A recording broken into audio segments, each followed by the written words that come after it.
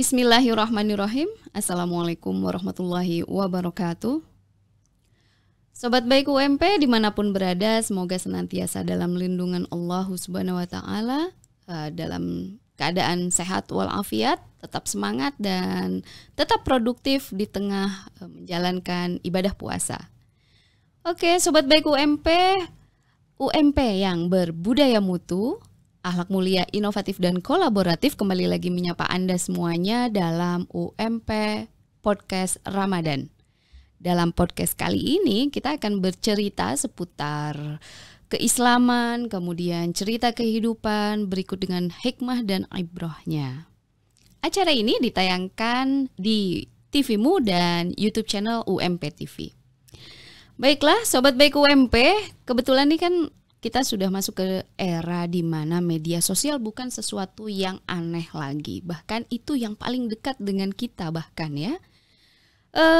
Maka dari itu kali ini kita akan ngobrol-ngobrol tentang bagaimana sih media sosial kalau dipakai untuk dakwah, atau lebih tepatnya dakwah di media sosial. Maka dari itu kali ini kami menghadirkan salah satu pembicara, Ustadz kebanggaan UMP, Ustadz muda yang paling gaul, katakanlah Ustadz milenial ya. Karena emang benar-benar paling gaul. Ini dia Ustadz Dwi Bayu Cahyono, Magister Pendidikan. Assalamualaikum Ustadz. Waalaikumsalam warahmatullahi wabarakatuh. Sehat ya Ustadz? Alhamdulillah sehat. Ustadz bagaimana? Sehat? Alhamdulillah sehat. Tetap eksis ya Ustadz di medsos. Harus eksis. Iya, meskipun di tengah kesibukan studi ya. Betul. Ceritanya kan katanya masih dalam proses studi S3 ya. Studi lanjut, iya. Studi lanjut. Justru kita aktif di sosial media itu kan sebagai hiburan, selingan. Hiburan. Iya. biar nggak stres kan, gitu. Masya Biar nggak Allah. stres. Nanti kalau Iya. kita pusing ngurusi skripsi tesis atau disertasi penelitian, kemudian belum nanti tugas untuk mahasiswa, belum tugas ke kampus, hiburannya bikin konten. Bikin konten itu Iya, hiburan. hiburan. Jadi justru itu untuk melepas kepenatan ya Ustadz. Betul, justru melepas kepenatan. Alah, saya baru ketemu nih yang kayak gini. Mungkin banyak modelnya ya, tapi memang ini yang unik di UMP karena memang Ustadz Bayu itu paling gaul nih, sahabat baik UMP. Oke Ustadz, kan katanya kita mau ngobrolin tentang dakwah di media sosial ya. Ya inilah kan Ustadz sebagai katakan sebagai dai juga dan punya banyak konten juga ya Ustadz. Enggak banyak sih. Banyak cukup ya? lah, cukup. Cukup ya, oke. Nah, tapi insya Allah kalau sama subscribernya UMP TV masih banyak saya lah. Masya Allah. Bercanda ya, Oke. Padahal masanya dari satu orang ya. Iya, Oke. Ya, semoga nanti semakin bertambah, kemudian semakin viral. Amin, Demikian amin. juga yang UMP TV ya Ustadz. Iya, kan nanti bisa dijadikan untuk sarana promosi juga di itu ini. dia, iya. Bagian dari keluarga besar UMP. Oke. Berarti terakhir bikin konten tentang apa Ustadz? Terakhir bikin konten kemarin terkait pesantren sih. Saya masih fokus tentang pesantren karena sekarang ini ada beberapa pesantren yang memang dia itu pendaftarannya lebih awal dibanding kelulusan anak-anak SD ataupun SMP di luar. Sekarang kan anak SD atau SMP kan belum ujian nasional ya, belum ujian akhir lah, belum punya SKL ataupun ijazah. Iya. Tapi di beberapa pesantren favorit, pesantren besar itu sudah membuka dengan syarat harus memiliki ijazah. Nah ini menjadi polemik tersendiri bagi wali santri yang ingin mendaftarkan anaknya ke pesantren tersebut. Sementara ijazah belum punya. Padahal ijazah sebagai syarat. Gitu. Iya. Kok ada ya pesantren seperti itu sudah mulai dari kapan nih? Pesantren modern Ustadz? Pesantren modern dan ini memang penggunaan kalender akademiknya kan tidak mengikuti kalender Masehi. Jadi ikutinya kalender Hijriah. Iya.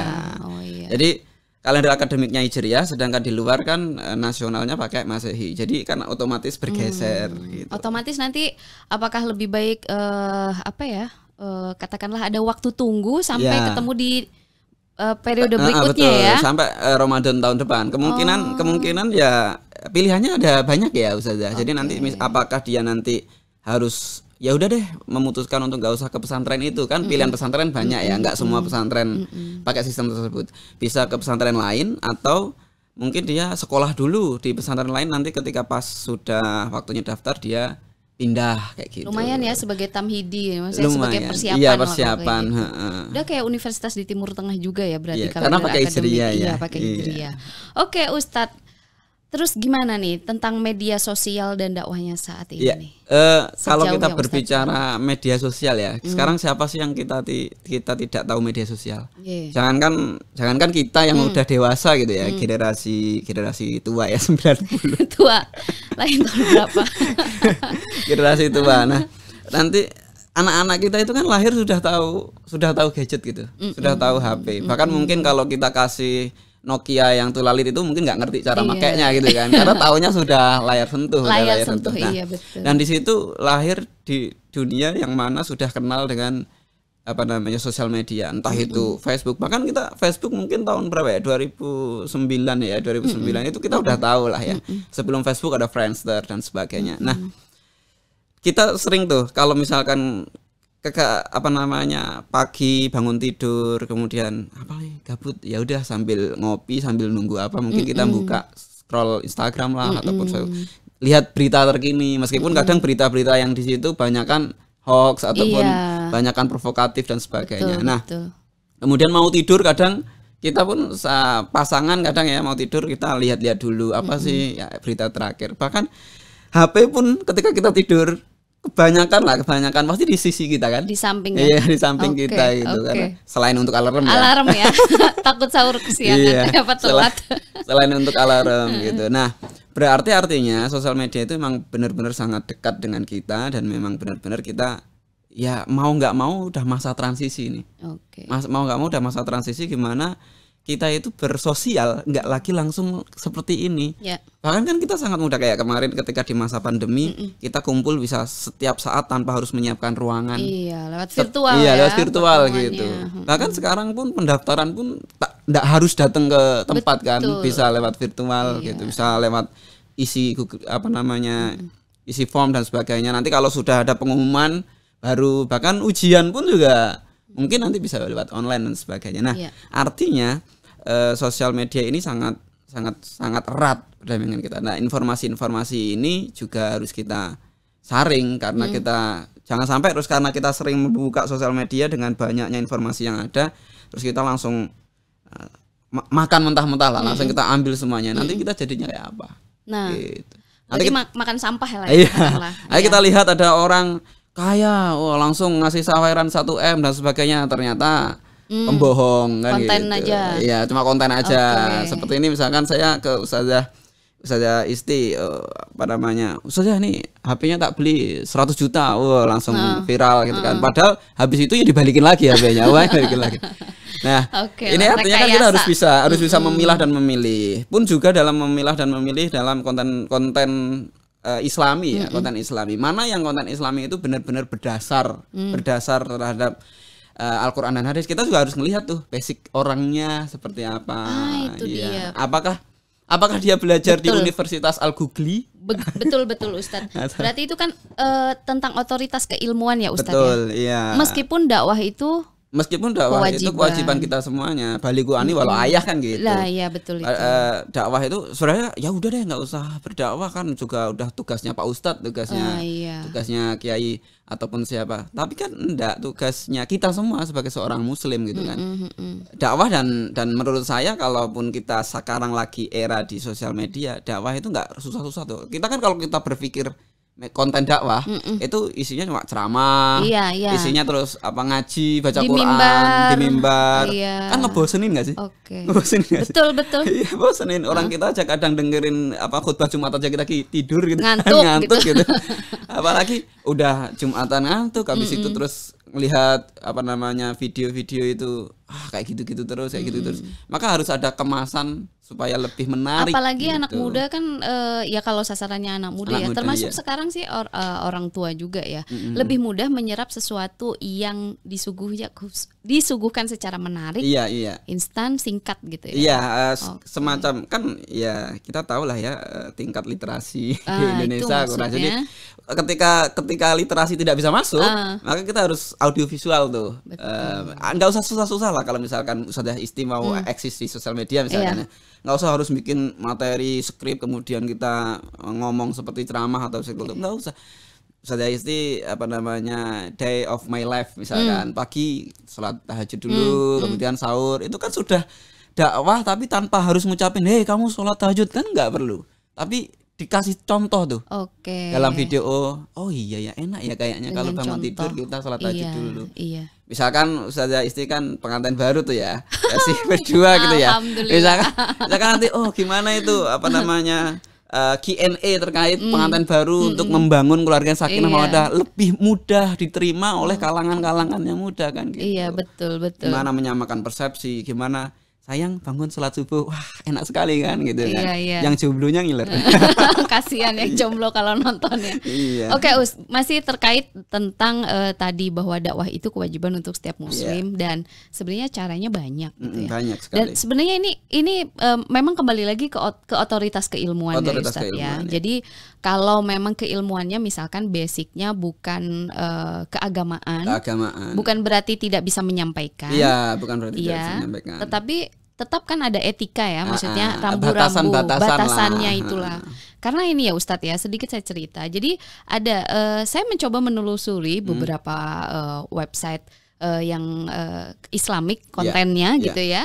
Dan di sana ada misalkan ulasan tentang tafsir, kemudian tentang syariah, tentang fikih hukum Islam gitu kan. Nah, ini ada beberapa hal, misalkan dalam penafsiran kan punya ada pakem atau rambu-rambunya, kaidah, ada etika-etikanya, siapa yang diperkenankan untuk menafsirkan ayat. Nah, yaitu ini mohon maaf ya. Jadi saya menemukan menafsirkan panjang lebar, menyebutkan referensinya memang, tapi ada paragraf-paragraf yang tanpa sitasi, misalnya tanpa menyebutkan referensinya, dan ternyata sarjana komunikasi misalkan. Ada yang sarjana teknik komputer. Tidak ininya lah, tidak bidangnya. Iya, itu terus terang kurang etis juga dalam adab orang yang berilmu gitu. Jadi, ya kalau kita berbicara tentang akademik tentunya itu tidak tepat ya. Tapi kalau di sosial media akhirnya setiap orang itu bisa menjelma loh. Bisa menjelma. Bisa menjelma. Maka kalau kita bicara ini agak keluar sebentar. Betul. Ya. Jangan samakan antara sopan dengan akhlak. Kalau sopan itu adanya di depan orang. Tapi kalau akhlak meskipun sendiri, kalau akhlaknya baik dia akan menjadi orang baik. Karena sudah terinternal dalam diri ya. Tapi kalau sopan seperti itu, pencitraan lah bahasanya gitu. Di sosial media, bangun subuh gitu kan, kita ini halo guys, kita tahajud dulu loh gitu. Habis itu udah selesai, enggak cuma salam doang direkam gitu doang kan ya. Hal-hal ini kan juga perlu kita ini. Tapi yang jelas kayak gini deh. Kalau misalkan kalau saya sendiri ya pribadi kalau di sosial media ini keluar dari ranah akademik ya, keluar dari ranah akademik kayak tulisan dan sebagainya. Nah, kayak jurnal dan sebagainya. Nah, kalau di sosial media kita lihat kayak pakai kembali ke istilah undur makola wala tandur mankola lah gitu. Jadi kalau memang itu ada sisi positifnya ambil. Bagusnya, gitu. Tapi kalau memang itu tidak baik atau ada yang keliru atau memang tidak sesuai dengan Al-Qur'an dan hadis dan sebagainya, ya sudah tinggalin aja gitu. Mungkin itu sifatnya hanya hiburan atau sifatnya hanya provokatif atau sifatnya apa.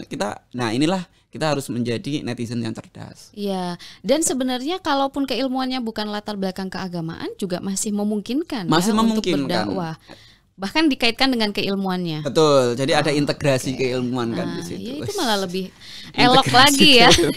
Berat ya. Ya, kolaborasi keilmuan.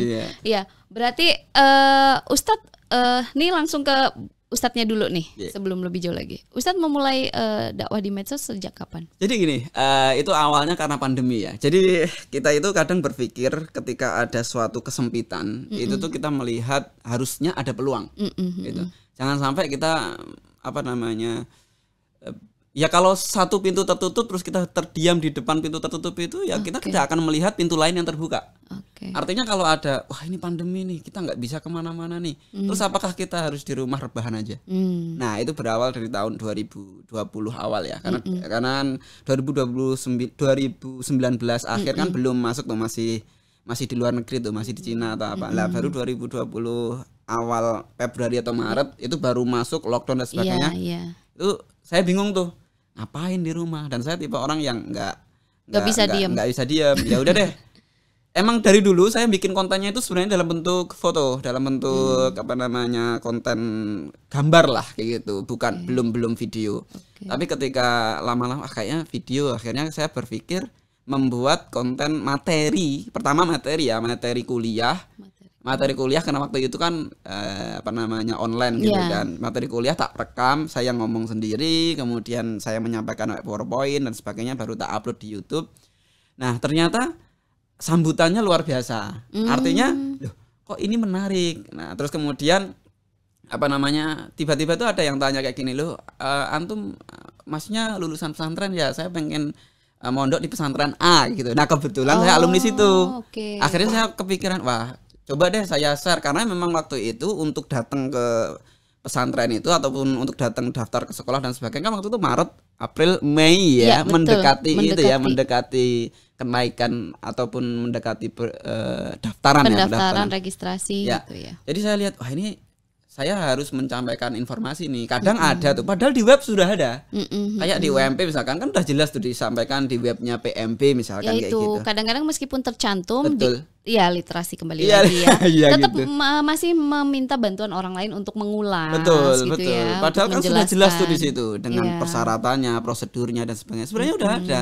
Tetapi ketika kita rubah itu tulisan menjadi audiovisual, itu orang jadi lebih menarik dan lebih paham, kadang kayak gitu. Apalagi dengan gaya yang mudah dipahami, dengan penyampaian yang mudah, dan kebetulan saya sendiri mengalami sehingga mungkin ini bisa mudah dipahami oleh orang-orang yang ingin masuk. Nah, dari situ membuat boom, langsung waktu itu penontonnya sampai 100.000 awal itu. Dari satu video, dari satu konten maksudnya. Satu konten ya, satu video waktu itu. Karena ya kan konten itu nggak semuanya viral ya, ada beberapa viral. Waktu itu terus kemudian wah ini ada masukan bagus tuh, artinya akhirnya saya terus mencoba untuk itu. Sebenarnya awalnya adalah ini poin-poin intinya yang mungkin kita bisa mengambil hikmah.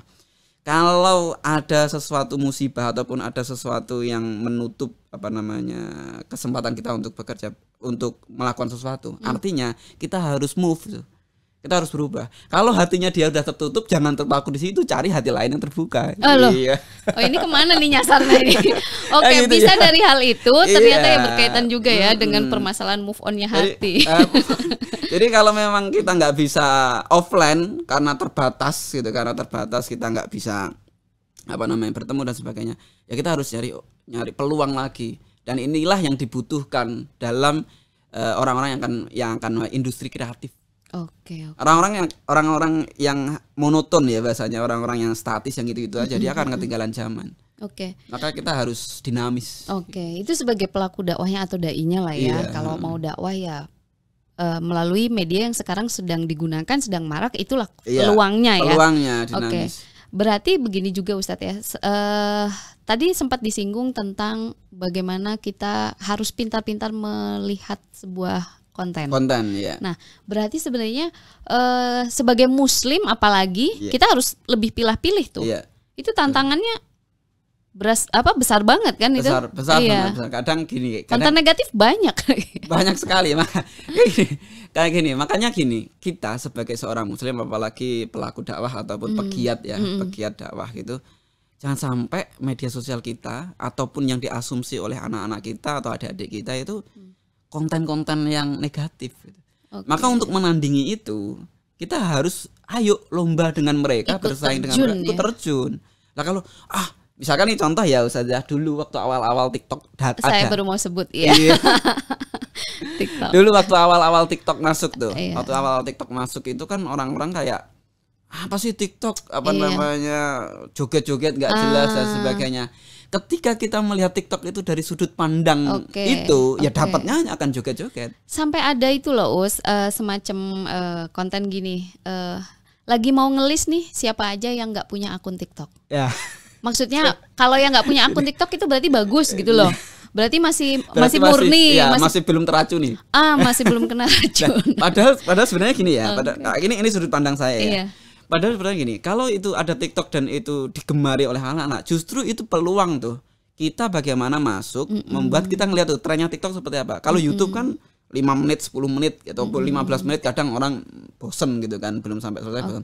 Tapi TikTok kan cuma 1 menit, 2 menit, sekarang 3 menit ya. Bahkan ada yang 5 menit sekarang, tergantung kapasitas ini. Akun TikTok saya udah 5 menit. Jadi artinya ada perbedaan kenaikan gitu.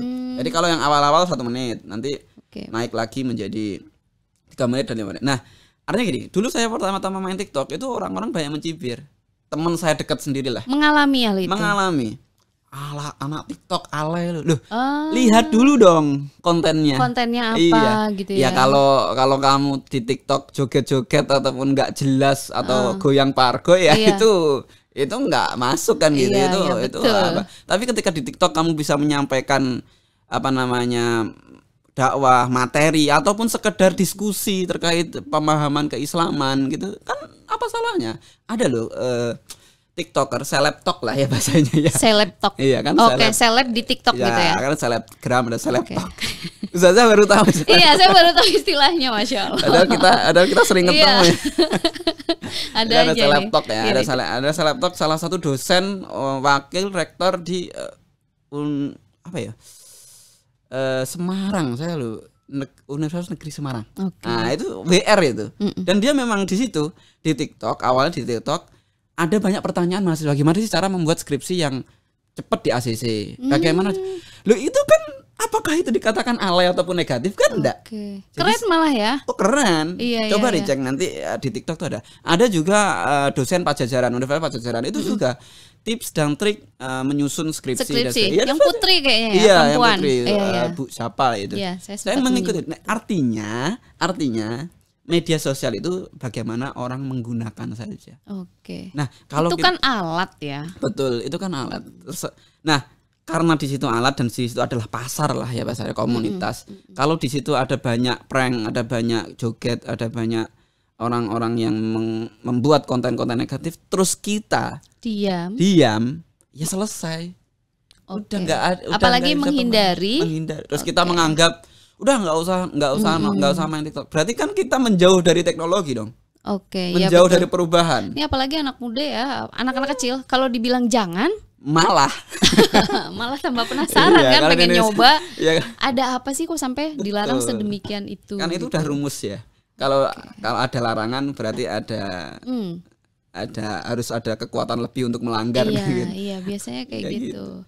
Oke. Menarik ya Ustadz ya. Nah, saya pernah berkumpul sama banyak mahasiswa. Mereka itu aktif banget untuk dakwah dan kegiatannya di kampus. Saya mencoba bertanya, memang ternyata ya belum banyak juga yang memanfaatkan itu. Termasuk saya pribadi ya Ustadz ya. Kadang kalau mau bikin itu bingung. Kebetulan saya nggak punya tim dan saya nggak bisa otak-atik juga ya. Pernah mau mencoba, kemudian post lagi gitu ya.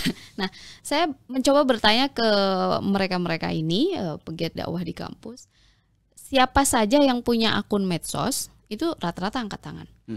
Akunnya apa saja, medianya apa saja gitu. Itu paling cuma 1 atau 2. Tapi ternyata ada yang sampai 4, ada sampai 5, nggak putra. Kemudian saya tanya lagi, kontennya apa? Ya untuk dakwah. Cuma itu menggambarkan bahwa ternyata dari kita banyak juga yang belum memanfaatkan itu. Padahal itu bagus sekali. Apalagi kalau jumlahnya ada peningkatan, Us. Jumlah maksudnya pengguna media sosial pastinya. Iya meningkat, apalagi selama kemarin pandemi ya. Dari datanya meningkat 12,6% ya dari sebelumnya. Bahkan kalau data terakhir itu hampir 60% dari total populasi Indonesia itu sudah ada di medsos, pengguna medsos. Berarti artinya memang eman banget. Ya mungkin kita bilang yang 40% itu teman-teman yang internetnya mungkin akses internet kurang ataupun sebagaimana gitu ya. Tapi kan dengan total populasi yang luar biasa itu artinya itu jadi pasar kita, pasar dakwah kita gitu. Pasar dakwah kita. Jadi sekarang gini deh, orang bagaimana kita kenal, contoh deh yang sekarang lagi in, misalkan ada Ustadz Adi Hidayat ataupun Gus Baha. Saya yakin kok orang-orang tuh nggak akan kenal siapa itu Gus Baha, siapa itu Ustadz Adi Hidayat kalau nggak melalui medsos. Betul. Ya kan, tahunya kan dari medsos. Apalagi kalau belum pernah ketemu langsung. Betul. Paling nggak tahu kalau seumpamanya baca hasil kajiannya atau apa gitu. Tapi kalau itu yang suka medsos, baca. Iya yang suka baca. Kalau yang nggak pernah ya nggak akan mengenal. Nggak akan mengenal. Dan akhirnya gini, akhirnya merambah ke orang-orang bukan hanya yang suka ke masjid, tetapi yang tongkrongan aja itu suka. Orang-orang yang suka nongkrong di jangan bilang kafe lah, kalau di desa kan kayak di gardu atau apa. Iyalah. Yang disetel Betul, Gus Baha gitu loh. betul. Yang disetel kajian-kajian apa namanya Adi Hidayat, kajian apa. Padahal bukan pemuda yang deket sama masjid ya. Iya betul. Bahkan mungkin ya, mohon maaf mungkin sholatnya aja kadang enggak. Tapi dia mendengarkan loh. Artinya kita bisa tuh masuk itu. Mohon maaf nih saya selalu punya prinsip kayak gini. Kita dakwah itu kan tujuannya mencerahkan. Kalau kita mencerahkan kepada orang yang sudah cerah terus buat apa? Kok sama sih? Iya. Saya juga pernah tuh mengalami, maksudnya ada dalam fase itu ya, Iya. keyakinan seperti itu. Kalau kita dakwah misalkan ya, katakanlah kalau Ustadz datang ke majelis taklim, Iya. ya udah itu kita hanya menyampaikan ke orang yang sudah siap untuk menerima. Iya. Memang tetap itu juga perlu gitu. Tapi orang-orang yang nggak mau datang ya nggak akan pernah mendengar tuh. Iya, nggak pernah dengar. Nah, makanya ya kita harus sana.